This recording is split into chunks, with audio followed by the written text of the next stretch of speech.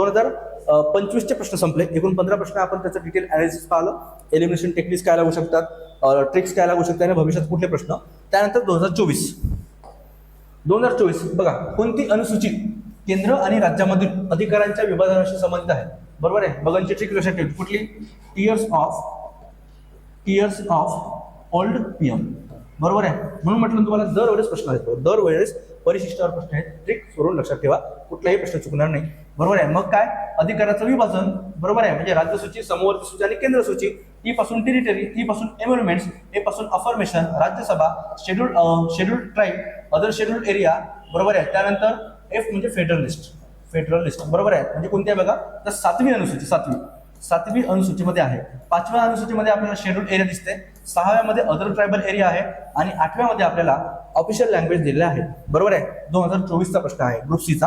त्यानंतर पुढचा प्रश्न, भारतीय राज्यघटनेचे जनक डॉक्टर आंबेडकर यांनी कोणत्या कलमाला भारतीय राज्यघटनेचे हृदय आणि आत्मा असं म्हटलेलं आहे. आता बघा लक्षात घ्या, हा प्रश्न त्याचं करेक्ट उत्तर कलम 32 आहे. कलम 32 वर प्रश्न येतो. त्यानंतर लक्षात ठेवायचं कलम 226 वर प्रश्न आहे. बरोबर आहे. आता झालेली ग्रुप सी ची मेन्स, बरोबर, आणि ग्रुप बी ची मेन्स, याच्यावर सुद्धा याच्यावर प्रश्न आहे. म्हणजे दरवेळेस कलम 32, कलम 226 याच्यावर प्रश्न येतात बेसिक लेवलचे. आणि थोडं अजून पुढे जर गेलो तर कलम 32 मध्ये एकूण रिट्सचे प्रकार किती? रिट्सचे प्रकार, बरोबर आहे, आपल्याला रिट्सचे प्रकार सुद्धा लक्षात ठेवावे लागतील. आणि त्या प्रकारामध्ये, बरोबर, जसं की बंदी प्रत्यक्षीकरण, हेबियस कॉर्पस, त्यामध्ये अपवाद कोणते कोणते आहेत, म्हणजे प्रत्येक रिट्समध्ये, बरोबर आहे, कोणते कोणते अपवाद आहे हे सुद्धा आपल्याला भविष्यामध्ये प्रश्न विचारतात. बरोबर आहे. आणि रिट्स आणि त्याचा अर्थ यावर सुद्धा प्रश्न विचारला जातो. ठीक आहे. त्यामुळे भविष्यामध्ये तुम्हाला रिट्सवर प्रश्न येतात. हा टॉपिक चांगला करून ठेवणे आपल्याला अपेक्षित आहे. कलम 31 जर पाहिलं, कलम 31 संपत्तीचा अधिकार होता बघा, संपत्तीचा हक्क होता, याला वगळण्यात आलेला आहे. कोणत्या घटनादुरुस्तीनुसार? 44वी घटनादुरुस्ती 1978 नुसार संपत्तीचा अधिकार याला वगळलेला आहे. कलम 33 आणि 34 जर पाहिलं तर हे लष्कराशी संबंधित आहे. लष्कराशी संबंधित त्यांच्या मूलभूत अधिकारावर बंधने टाकण्यात आले आहे कलम 33 आणि कलम 34 मध्ये. तर हा प्रश्न तो होता. ठीक आहे. पुढचा प्रश्न, भारतीय राष्ट्रपतीच्या संदर्भात खालीलपैकी कोणते विधान बरोबर आहे असा प्रश्न आहे. बरोबर. आता जर याच्यामध्ये जर स्टेटमेंट वाचले, काय विचारलंय बघा, भारतीय राज्यघटनेच्या कलम 58 मध्ये राष्ट्रपती पदासाठी वर्णन केले आहे. वाक्य करेक्ट आहे. राष्ट्रपतीने राज्यघटनेचे उल्लंघन केले तर त्यांना महाभियोगाद्वारे पदावरून काढून टाकता येते असा प्रश्न आहे. बरोबर. दोन्ही जे स्टेटमेंट आहे, दोन्ही स्टेटमेंट हे बेसिक आहेत, सामान्य आहेत, त्याच्यामुळे दोन्ही याचं करेक्ट आहे. बरोबर. आणि राष्ट्रपतीचा महाभियोग कुठे सांगितलं आहे तर कलम 61 मध्ये राष्ट्रपतीच्या महाभियोगासंबंधी आपल्याला कलम 61 मध्ये सांगितलेलं आहे. ठीक आहे. भविष्यामध्ये प्रश्न तुम्हाला महाभियोग पद्धत विचारली जाईल, महाभियोग पद्धत विचारली जाईल. बरोबर आहे. तर हे आपल्याला लक्षात ठेवायचं आहे. किंवा राष्ट्रपतीच्या निवडणुकीत भाग कोण घेतात? राष्ट्रपतीची निवडणूक, बरोबर आहे, यामध्ये मतदार कोण असतात? बरोबर आहे. हे लक्षात ठेवायचं आहे. राष्ट्रपतीला पदावरून दूर करायचं असेल तर कोण भाग घेतात, निवडणुकीत कोण भाग घेतात, अशा प्रकारचा प्रश्न यावर प्रेडिक्ट केला जाऊ शकतो. ठीक आहे. पुढचा प्रश्न, म्हणजे याचं करेक्ट उत्तर काय असेल? ऑप्शन बी. ए आणि बी दोन्ही हे करेक्ट आहेत. पुढचा प्रश्न, सर्वोच्च न्यायालयाच्या मुख्यतर न्यायाधीशांच्या संख्येत वाढ करण्यासाठी संसदेतील ठराव कोणत्या बहुमताने लागतो असा प्रश्न आहे. आणि इथे ऑप्शन दिसतात आपल्याला. बरोबर. आता बघा, सर्वोच्च न्यायालयाच्या न्यायाधीशाच्या संख्येत जर वाढ करायची असेल, सध्या न्यायाधीशांची संख्या हे 34 होती आता ती 38 झालेली आहे. 38. बरोबर. 38 म्हणजे लक्षात घ्या, एक chief justice of India plus 37. बरोबर आहे. हे न्यू अपडेट आहे, अजूनपर्यंत न्यूजपेपर मध्ये आता येईल. बरोबर. आता सध्या बघा, पावसाळी अधिवेशन चालू आहे आजपासून. पावसाळी अधिवेशन हे 20 जुलैपासून सुरू होत आहे. बरोबर. आणि हे जे अधिनियम आहे की सर्वोच्च न्यायालयाच्या न्यायाधीशाची संख्या हे 38 पर्यंत वाढवायची, म्हणजे जास्तीत जास्त संख्या हे 38 असू शकते सर्वोच्च न्यायालयाचे न्यायाधीश. बरोबर. आणि हा ऑर्डिनन्स आणला होता मे 2026 मध्ये केंद्र सरकारने. बरोबर. हा ऑर्डिनन्स आणून सर्वोच्च न्यायालयाच्या न्यायाधीशाची संख्या वाढवली होती. बरोबर. आता पावसाळी अधिवेशनामध्ये किंवा मान्सून सेशनमध्ये तो बिल राज्यसभा आणि लोकसभेमध्ये पास करून घेतील आणि ही संख्या आता 38 पर्यंत जाईल. बघा, लक्षात घ्या. आणि हे करण्यासाठी साध्या बहुमताची गरज आहे. साधं बहुमत. बरोबर आहे. साधं बहुमत म्हणजे 50% जेवढे उपस्थित आहेत त्यापैकी 50% 1+1. बरोबर आहे. या साध्या बहुमताची गरज आहे. बरोबर आहे. विशेष बहुमताची गरज नाही, घटनादुरुस्ती नाही ती. बरोबर. त्यानंतर निम्न राज्य नाही. निम्न राज्य म्हणजे निम्न राज्य कशासाठी असतात? संघराज्य वैशिष्ट्यामध्ये बदल करायचा असेल तर विशेष बहुमत. बरोबर आहे. म्हणजे काय? निम्न राज्याच्या संमतीसह विशेष बहुमताची गरज असते. बरोबर. मग इथे प्रश्न काय तयार होऊ शकतो बघा, भविष्यामध्ये बहुमताचे प्रकार. बरोबर आहे. बहुमताचे प्रकार बहुमताचे प्रकार आणि कशा प्रकारचा प्रश्न येऊ शकतो. साध्या बहुमताने राज्यघटनेमध्ये कोणत्या बदल केला जातो, कोणत्या दुरुस्ती केल्या जातात, विशेष बहुमताने कोणत्या दुरुस्ती केल्या जातात आणि निम्म्या राज्याच्या सहमतीसह विशेष बहुमताने कोणत्या दुरुस्ती केल्या जातात असा भविष्यात प्रश्न तयार होण्याची शक्यता खूप जास्त आहे. असा प्रश्न आलेला देखील आहे. त्यामुळे असा ह्या प्रश्नाचं म्हणजे जर भविष्याच्या दृष्टिकोनातून याचा जर अभ्यास करायचा झाला तर हे आपल्याला करणे अनिवार्य आहे. ठीक आहे. पुढचा प्रश्न आहे बघा. परमानंद कटारा विरुद्ध युनियन ऑफ इंडिया हे प्रकरण खालीलपैकी कोणत्या बाबीशी संबंधित आहे असा प्रश्न विचारलेला आहे. बरोबर. आता बघा हा जो खटला आहे हा खटला 1989चा खटला आहे. 1989चा खटला. बरोबर. 1989 मध्ये त्यावेळेस तो खटला खूप प्रसिद्ध खटला होता. हा खटला कशाशी संबंधित आहे बघा.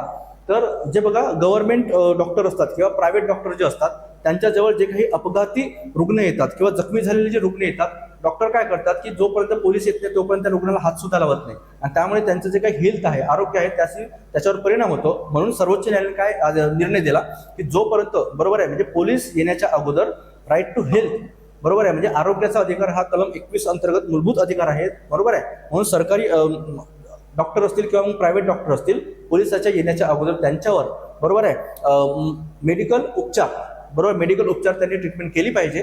या संबंधीचा हा खटला होता. महत्वाचा प्रसिद्ध असा खटला होता.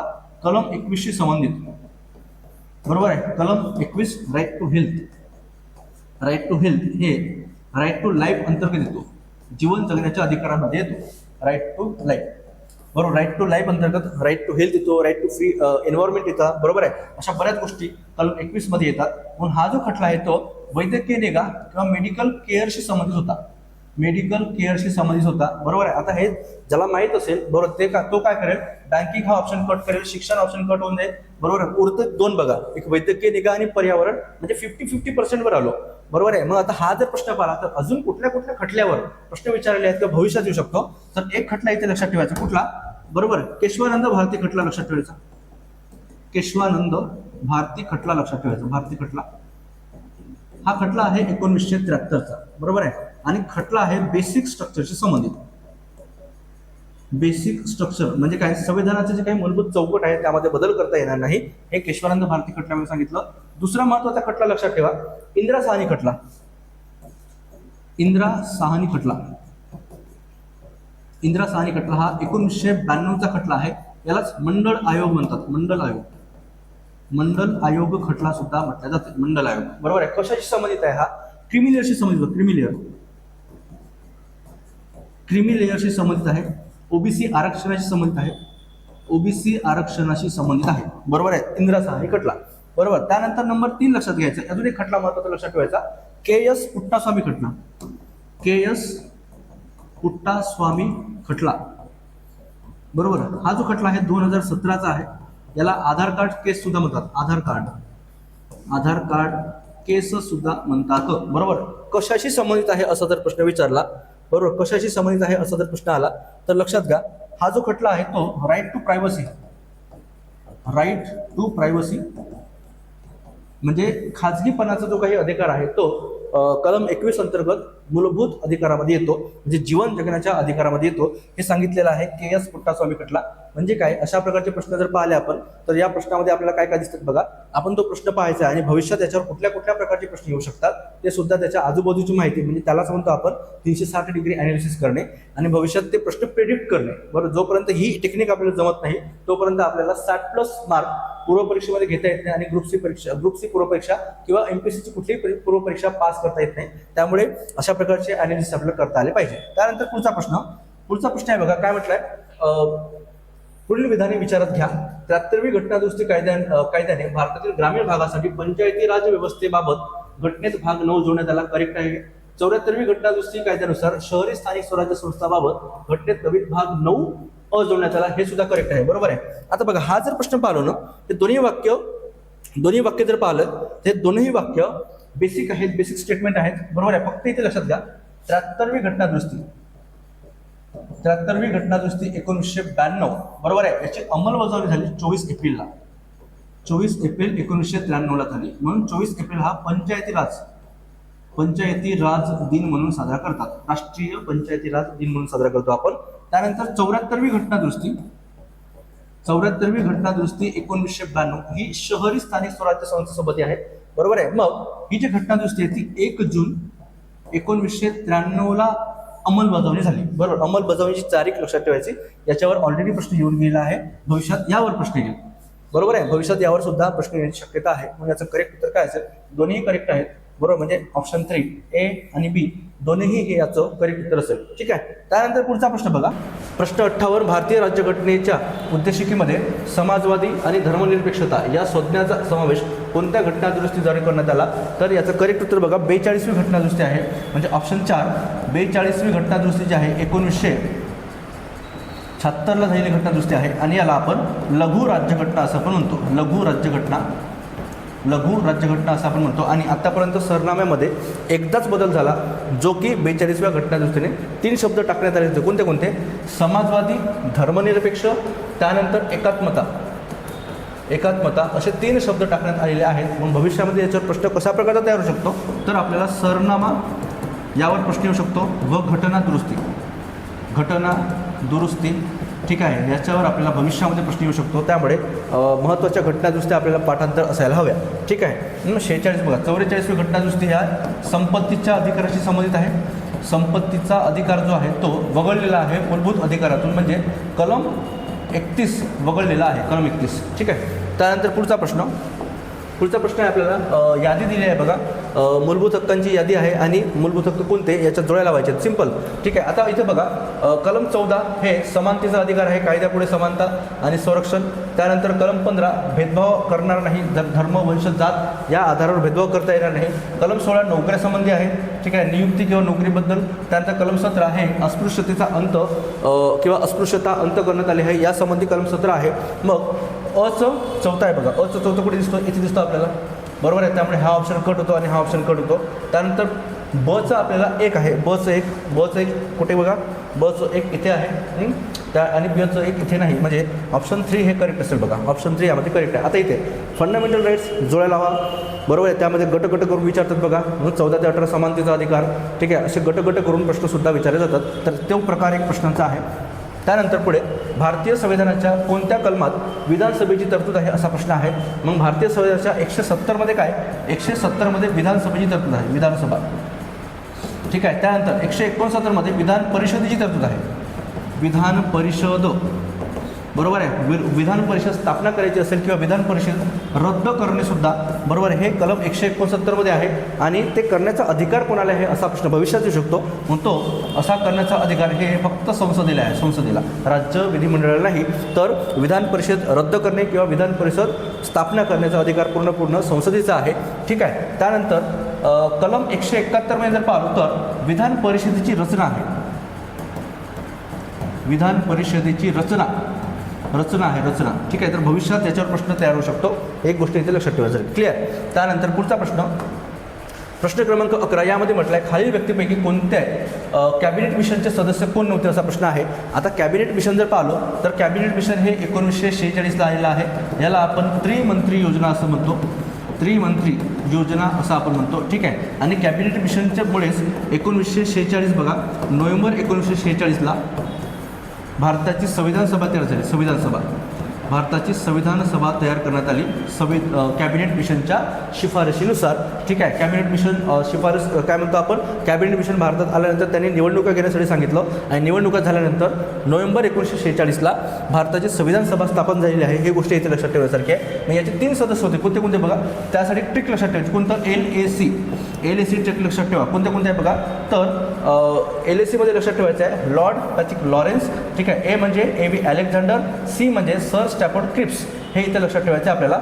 आणि कॅबिनेट मिशनचे अध्यक्ष कोण होते? तर लॉर्ड पॅथिक लॉरेन्स हे कॅबिनेट मिशनचे अध्यक्ष होते. इथे एवढ्या गोष्टी लक्षात ठेवायचं आहे. प्रश्न काय विचारला? कोण सदस्य नव्हते? मग सर विल्यम वूड हे सदस्य नव्हते. बरोबर आहे, म्हणजे आपलं आन्सर ऑप्शन ए हे आपलं आन्सर असेल. बरोबर आहे. भविष्यात याच्यावर प्रश्न विचारला जाऊ शकतो. पुढचा प्रश्न विचारला आपल्याला भारतीय राज्यघटनेच्या कलम 243E प्रमाणे प्रत्येक ग्रामपंचायत त्यावेळी अंमलात असलेल्या कोणत्याही कायद्यान्वये ती तत्पूर्वीच विसर्जित झाली असेल तर 5 वर्ष झाली नसेल तर रिकामी जागा 5 वर्षापर्यंत अस्तित्वात राहील. प्रश्न बघा. ऑप्शन जर पाहिले निवडणूक निकाल झाल्याच्या दिनांकापासून हे चुकीचं आहे. निवडणूक जाहीर झाल्याच्या दिनांकापासून हे सुद्धा चुकीचं आहे. तिच्या निवडणुकीनंतरच्या पहिल्या बैठकीपासून नियत केलेल्या दिनांकापर्यंत. ठीक आहे. आता लोकसभा असेल, त्यानंतर विधानसभा असेल किंवा ग्रामपंचायत असेल, त्यांच्या पहिल्या बैठकीपासून त्यांचा कार्यकाळ हा सुरू होतं. त्यामुळे ऑप्शन 3 याचं करेक्ट उत्तर असेल बघा. ठीक आहे, ऑप्शन 3 याचं करेक्ट उत्तर असेल. ठीक आहे, आता इथे लक्षात घ्या 243E काय सांगितलं आपल्याला, बरोबर. 243E मध्ये हे ग्रामपंचायतबद्दल आपल्याला दिसतं. ठीक आहे, ग्रामपंचायत किंवा आपण पंचायत राज संबंधित 243E आहे. ठीक आहे, त्यानंतर पुढचा प्रश्न, भारतीय राज्यघटनेच्या संघराज्य वैशिष्ट्यांमध्ये खालीलपैकी कशाचा समावेश होत नाही? संघराज्यीय वैशिष्ट्य, संघराज्यीय वैशिष्ट्य आणि एकात्मिक वैशिष्ट्य. एकात्मिक वैशिष्ट्य आपल्याला माहीत पाहिजे. ठीक आहे, भारत एक संघराज्य आहे, बरोबर. संघराज्य म्हणजे राज्य आणि केंद्र, बरोबर, यामध्ये अधिकाराची विभागणी झाली आहे, म्हणून आपण भारत संघराज्य आहे असं आपण म्हणतो. ठीक आहे, मग आता इथे जर पाहिले अखिल भारतीय सेवा म्हणजे ऑल इंडिया सर्व्हिस आणि एकेरी न्याय व्यवस्था. ऑल इंडिया सर्व्हिस म्हणजे काय, तर बघा IAS IPS हे जे पद आहेत यामध्ये पूर्ण केंद्राचं नियंत्रण असते. यामध्ये कुठल्याही प्रकारचा आपल्याला केंद्र आणि राज्य यांचा संबंध दिसत नाही, बरोबर आहे. त्याच्यामुळे हे संघराज्य वैशिष्ट्यामध्ये हे येणार नाही. त्यानंतर एकेरी न्यायव्यवस्था. एकेरी न्यायव्यवस्था म्हणजे काय म्हणतो बघा, एकेरी न्यायव्यवस्था म्हणजे सिंपल. त्यानंतर बघा सुप्रीम कोर्ट असतो सर्वात उच्च लेवलला, त्यानंतर हायकोर्ट असतो, त्यानंतर डिस्ट्रिक्ट कोर्ट असतो, त्याला आपण एकेरी न्यायव्यवस्था आपण म्हणतो. ठीक आहे, तर हे सुद्धा लक्षात घ्या, हे सुद्धा संघराज्य वैशिष्ट्यामध्ये येत नाही. स्वतंत्र न्यायव्यवस्था, बरोबर. स्वतंत्र न्यायव्यवस्था म्हणजे कलम 50 मध्ये DPS मध्ये काय दिलं आहे बघा, तर न्यायव्यवस्था हे कायदेमंडळापासून विभक्त असेल असं सांगितलं आहे. सेपरेशन ऑफ ज्युडिशियरी, बरोबर. सेपरेशन ऑफ पॉवर हे कलम 50 मध्ये सांगितलेलं आहे, बरोबर आहे. म्हणजे स्वतंत्र न्यायव्यवस्था हे आपल्याला संघराज्य वैशिष्ट्याचा भाग आहे आणि अधिकारांची विभागणी तर आहेच आहे. म्हणून प्रश्न काय विचारला, कोणाचा समावेश होत नाही, म्हणजे A आणि B चा समावेश होत नाही, म्हणजे ऑप्शन B हे त्याचा करेक्ट उत्तर असेल. भविष्यात आपल्याला प्रश्न काय येऊ शकतो, तर जे आपलं नागरिकत्व आहे, नागरिकत्व, एकेरी नागरिकत्व, बरोबर, हे एकेरी नागरिकत्व एकात्मिक वैशिष्ट्य आहे की संघराज्य वैशिष्ट्य आहे असा प्रश्न येऊ शकतो. ठीक आहे, तर हे लक्षात ठेवायचं आपल्याला. त्यानंतर भारतीय संविधानाच्या खालीलपैकी कोणत्या कलमाद्वारे पंचायतीमध्ये महिलांना आरक्षणाची तरतूद करण्यात आलेली आहे? बरोबर, आता आरक्षण म्हणजे नेहमी लक्षात ठेवायचं कलम D, बरोबर.